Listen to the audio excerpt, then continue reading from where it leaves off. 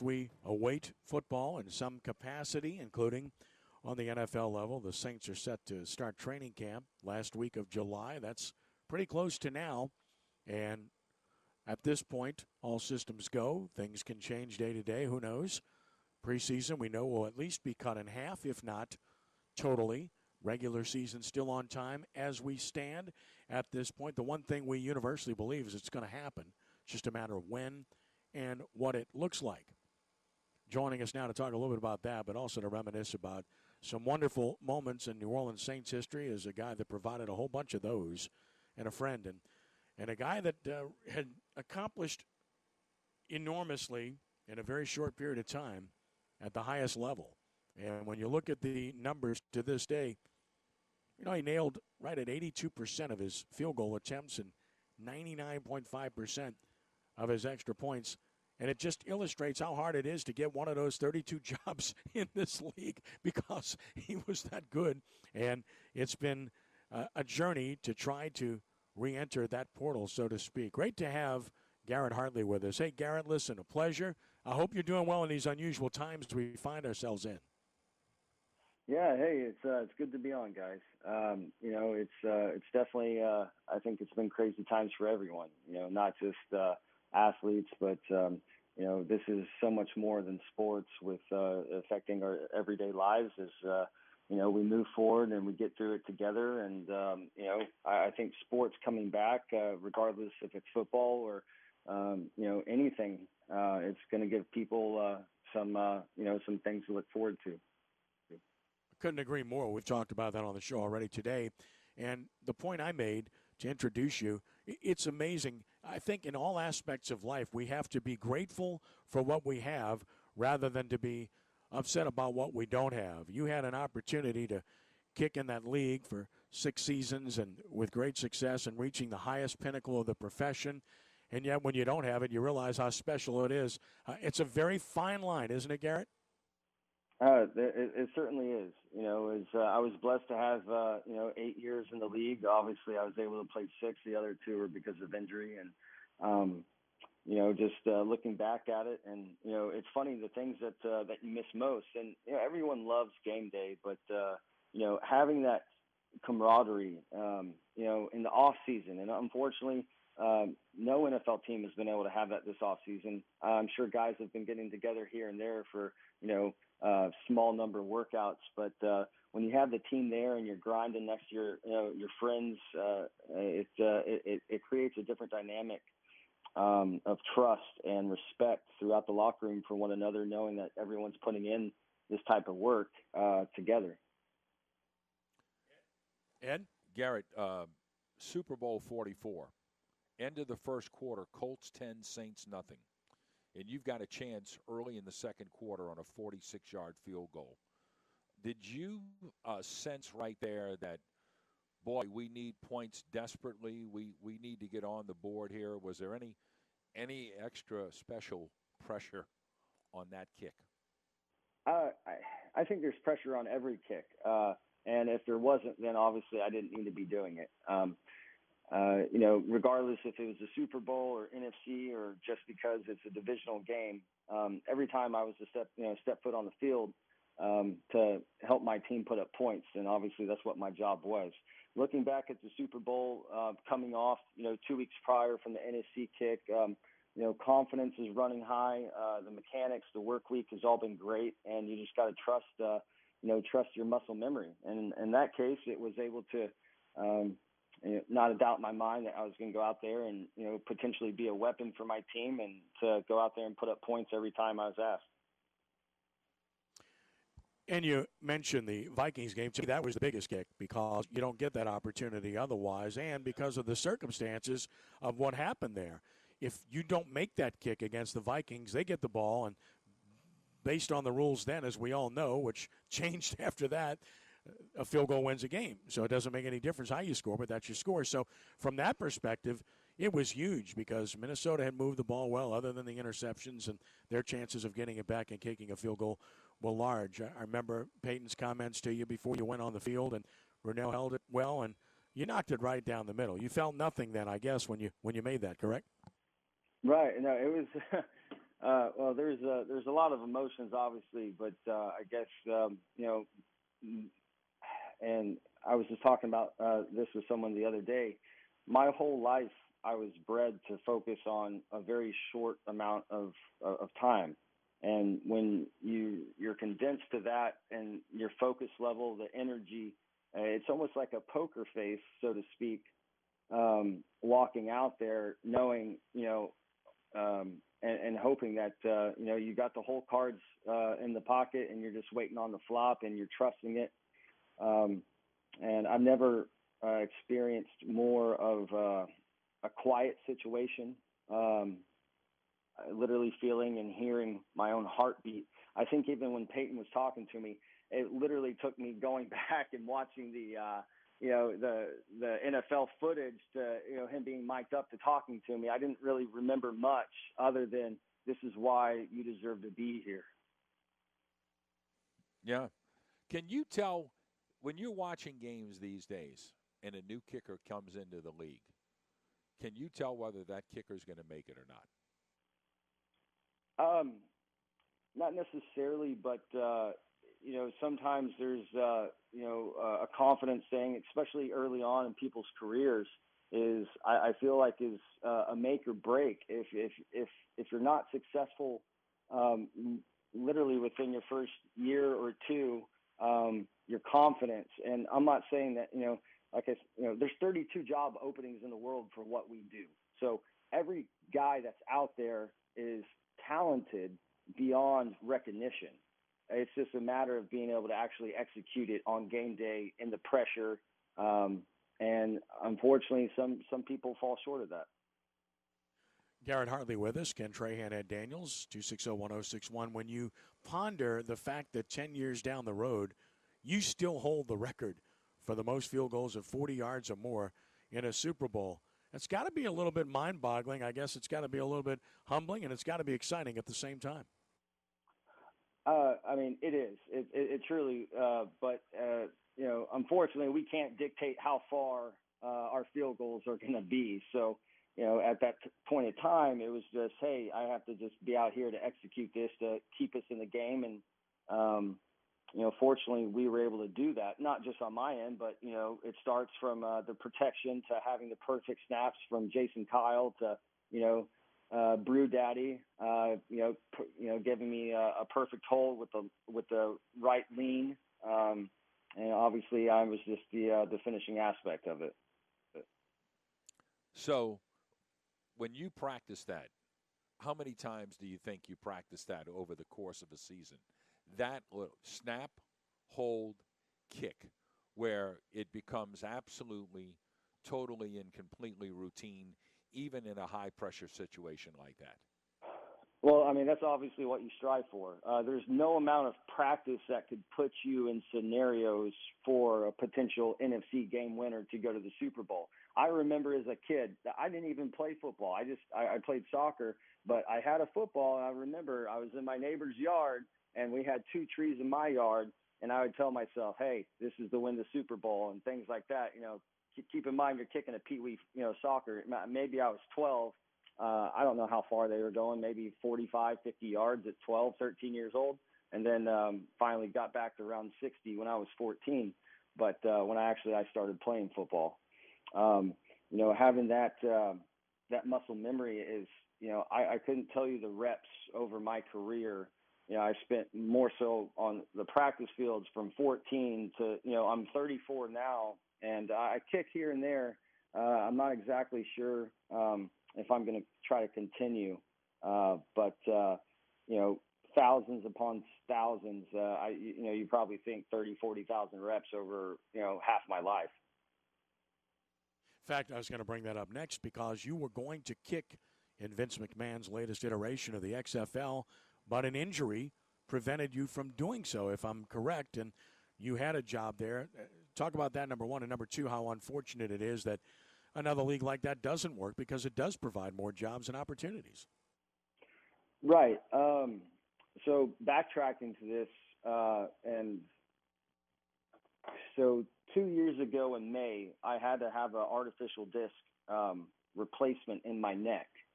and with the new age technology. So I've been battling neck issues for 2 years prior to that. And we started noticing some numbing and tingling in my left arm while I was rehabbing my hamstring injury from the Steelers.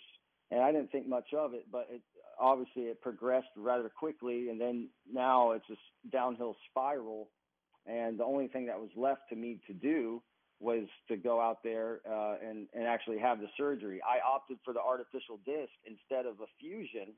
For the people that don't know, artificial disc is literally replacing that disc between your vertebrae versus a fusion is when they actually fuse it and lock it together.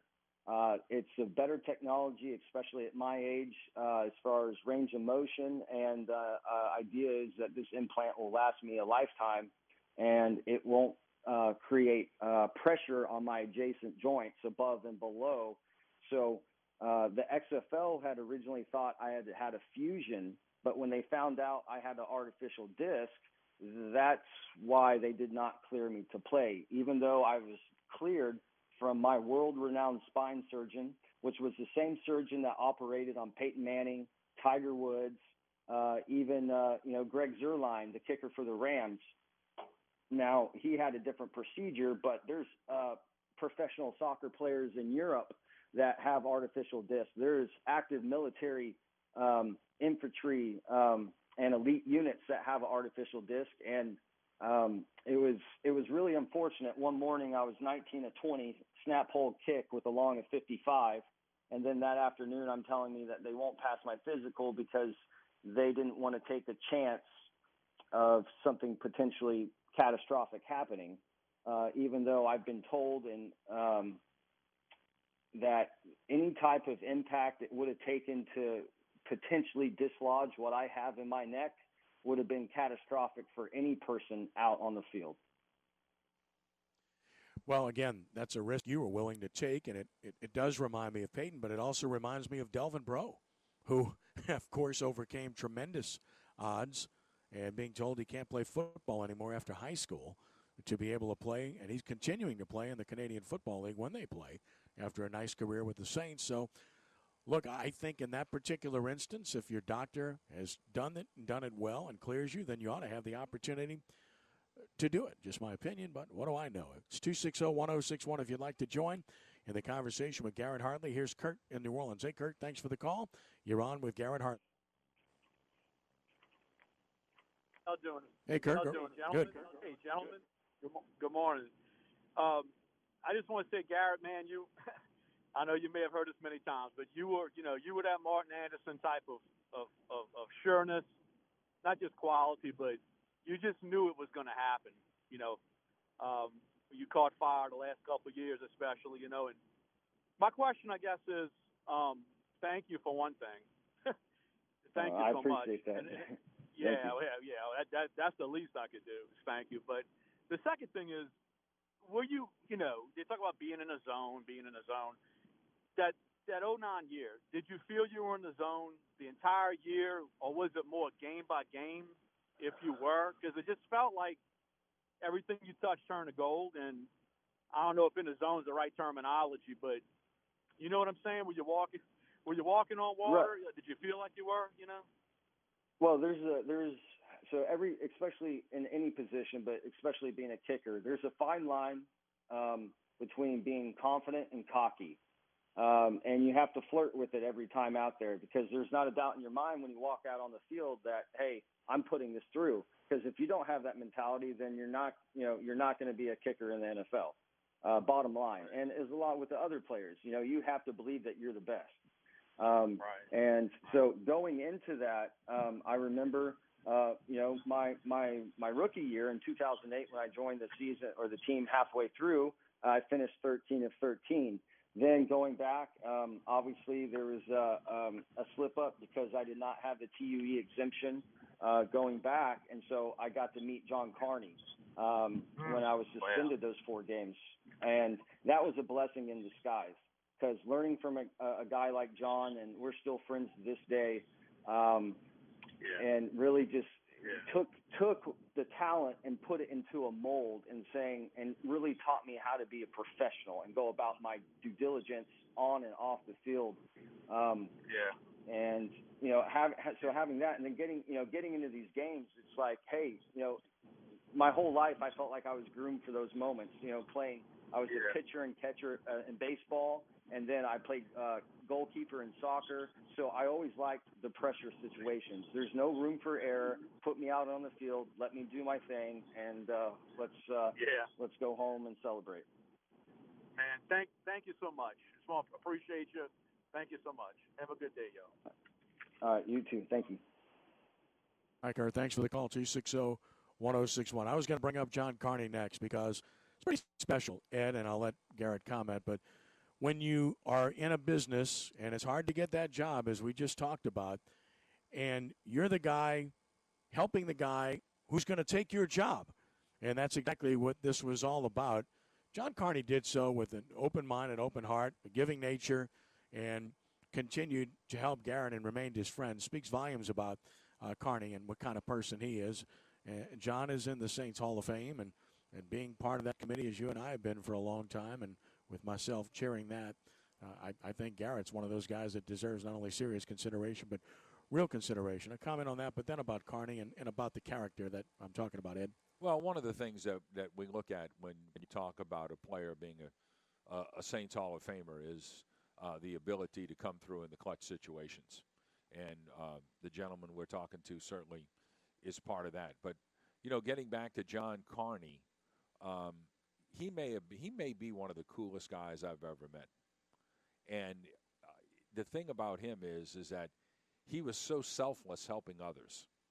And you could tell there's certain guys that, and I'm not around the kickers. That's not my deal. I'm a television reporter reporting on games, but you could tell that a guy like that is just universally respected, which is I think a giant compliment. Everyone respects him, and because he helps others, and when he's willing to do something like that, that tells you what kind of guy he is. Did we capture that right, Garrett? Man, if anything, that's just the tip of the that's just the tip of the iceberg. It truly is remarkable. His outlook, not just on playing football, but in life in general. Everything from his mentality. Obviously going through when he was playing to when he transitioned into being a coach. And that's very rare. You don't find that with a lot of people. But he's the type of person where after you leave a conversation or being around John, it makes you want to be a better person. Just not as a player, but just as a person in life. And that's something that's so special, and not too many people bring that to the table. And when he literally, just came in there, and I remember, and y'all will like this story, being young, and we're in the NFC game, and I'm literally pacing back and forth. I never liked to sit down on the bench, and he grabbed me and pulled me aside in the start of the fourth quarter, and he says, "Garrett, this game's going to come down to you." He said, "Isolate yourself, and focus on exactly what you need to do." Sure as stuff happened, his feeling and just from all that experience, man, just isolating myself, getting my thought process, and in layman's terms, getting your head right, sitting there visualizing what you're going to be doing when you're called upon. And that's just something that he was able to bring to the table. And I spent several summers and months training with him out in California, looking, for another opportunity. And it's something that I'll never forget. We continue our relationship, and especially now as I branch off from football, I've gotten into coaching a little bit myself. But that wouldn't have started without a person like John Carney. Couple of minutes left with Garrett Hartley, and of course I know you've pay close attention. The 2020 New Orleans Saints look like an awfully good football team on paper if they get the opportunity to get out there soon. I got to believe you see it that way as well. There's no doubt the talent level in that locker room, and every year I've strived to be back in there and around the guys, and man, it's you could have all the talent, but I think obviously with leadership with a lot of the guys on the team, obviously Drew Brees, Cam Jordan, and a handful of other guys that are true spokesmen in the locker room and leaders. Going out there and we're unsure. These are unsure times with this whole pandemic, and but just to bring back the people a little bit of joy, knowing that these players are doing what it takes to stay on the field, and these NFL protocols are going to be crazy. I know a lot of people are learning a lot from this potential bubble with the NBA, and these players not just sacrificing what they're doing on the field, but they're sacrificing their own families, having to be away with them. It's one thing to be away from your family in training camp, but potentially be in a bubble. I hate the word quarantine because it sounds so negative and depressing, but to section yourself away for an entire season, it's you just got to give tribute to these guys wanting to come out there and perform, not just for themselves or their team, but for the city that they play in, and just utmost respect for all the coaches and personnel that are making that happen on a day in and day out basis.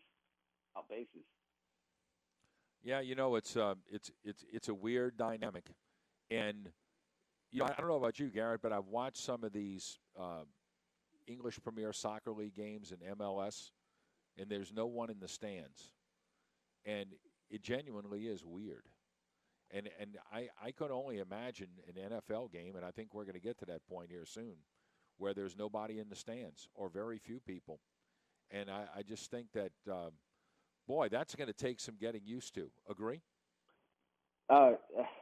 Absolutely. I mean, ever since these guys started playing football, from Pop Warner to high school, I know in Texas where I grew up, we'd have 25, 35,000, if not more, at a game. And then obviously college, you're playing in front of, 85 to 110,000 people.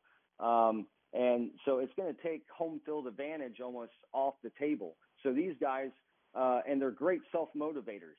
So, yes, crowd noise plays a huge impact. I mean, there's no better fans in the NFL than the Who Dat Nation here in New Orleans. And when that dome's rocking, man, the energy that is felt in the passion, it takes us from one intensity and it kicks it into overdrive. There's no doubt about that. And so it's going to be interesting to see how these players adapt to that situation. It is indeed. We're all hoping that football is played. We're going to see Garrett next week in Mississippi. We have some pro football alumni celebration events coming up Thursday evening over at IP with a reception with food and drink and a whole bunch of great guys that were NFL and pro football stars, and then a golf tournament Friday morning at Grand Bear, Jack Nicklaus's course, which will be great as well. And sure looking forward to having Garrett there. I mean, got some great names there from all around the league. Curtis Bayham, Gary Barbaro, Bubby Brister, LaRon Bird, Chuck Comiskey, Jim Dombrowski, Mark Duper, Marlon Favorite, John Forcade, Hugh Green, Skylar Green, Garrett Hartley, Jack Holmes, Tyrone Hughes, Maurice Hurst, Ricky Jackson, Joe Johnson, Buford Jordan, Steve Court, Michael Lewis, the original Alfred Payton, the CFL legend, the father of the basketball star, as well, the old West Jeff product. Also Vernon Perry, Alex Price, Mike Straw, Jim Wilkes, and a few more. It's going to be a lot of fun over there. And never a bad thing to pick up the clubs, right, Garrett? That's something that I've been working on, especially now that, I'm blessed right now with my job. I'm able to work from home and try to get out on the golf course as much as possible. They always say it's a game that can be played, just never beat. And I'm looking forward to getting out there. Grand Bear is a great course. And then just interacting with the fans and trying to get back to our new normal, so to speak, and not living in fear and going out and having a good time while obviously being cautious about, the things that we do, and obviously abiding by the CDC guidelines as much as we can to implement safety for everyone. You bet. I'll be everybody wearing a mask in IP, and it's a law, and we all will as well. And the good thing about that is that, Ed and I both look better with a mask on, so, it really does help you when you get a little bit older. You know what I mean, Garrett? Hey, look, I just turned 34, and, I assure you that, there's it definitely helps. I think everyone in that aspect.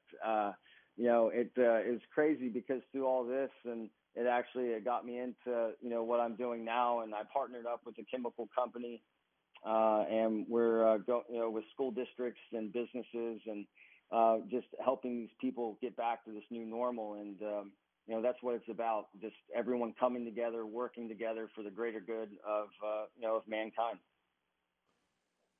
Indeed. Well, we certainly appreciate the time this morning, Garrett. Always great to catch up with you, and truly one of the legendary figures in the New Orleans Saints franchise history. And listen, we appreciate you. We're glad you're doing well, and we sure look forward to seeing you in Mississippi next week. Hey, guys, I'm looking forward to it. Hopefully my golf game will be working out for me on Friday, but it's going to be great to see everyone on Thursday evening. You bet. Thanks, Garrett. All right, thanks, guys. Appreciate it. It's Garrett Hartley.